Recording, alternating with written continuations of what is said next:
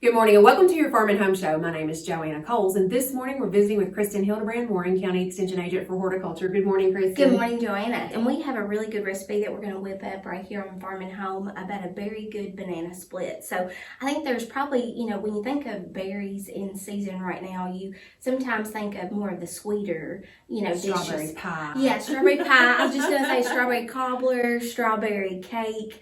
And so this is a little bit lighter dish. It's a little bit healthier.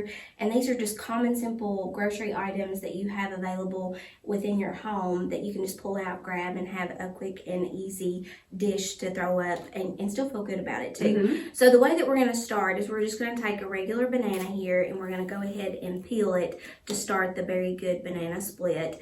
And sometimes when you're at the grocery store, Joanna, I tend to buy bananas all in one bunch, but I have learned that sometimes I don't always, I can't always eat them all. Mm-hmm. So I try to pick one from each bunch. So that way I can kind of stagger it and make it last a little bit longer. But what you're going to do is on a cutting board, after you've peeled it, just go ahead and cut that in half. And this is going to basically serve as the barrier for our banana split. Okay. So the banana, it has good nutrients. It's rich in potassium, obviously. So this will be really good. Now, next you're going to take is just a half a cup of Greek yogurt. We have vanilla. And I know a lot of people have their certain flavors or certain brands that they prefer. So we're just going to knock this off. And this is going to add quite a bit of protein because Greek yogurt has quite a bit of protein in it. And so not only are we getting a little sweet treat, but it's also protein packed, so we can feel really good about it. Absolutely. And if you wanted to play different colors, I always like to play with color. So if you wanted to do a strawberry Greek yogurt of some kind, you can always do that. I'm going to add just a little bit more here on this end to make it more like an ice cream look.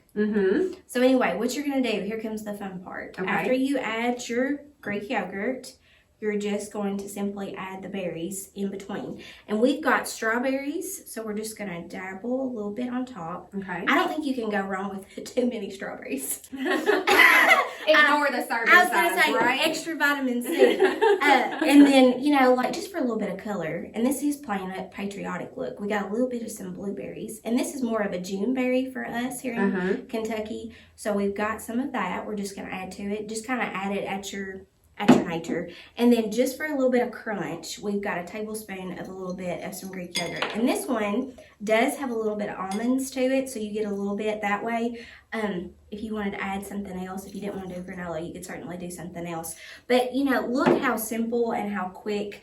And like I said, just using common things. And probably the hardest part about this dish is just washing up the berries and making sure if there's any blemishes and cutting them up. But super simple, very pretty. You can feel very confident if you're serving this up for any friends or family that are coming over to your home to enjoy the berry season that we have. Do you have some of those special tips of selecting strawberries? Yes. One of the factors or the characteristics that I like to look for is a shiny berry. And most of the time, when you're shopping at a market, you want to look for berries that haven't been washed, because it's almost like after you wash them, it soaks up a lot of the water content and makes it really spongy. So look to ones that, have a shiny sheen to it and they don't look kind of water soaked. And occasionally you'll find that, but the benefit with local strawberries is that most of the time it's picked right at the peak of perfection. And for some strawberries that are shipped in from other areas, they're picked at the unripe stage. And berries like strawberries have to be picked at the peak. They're not going to ripen anymore.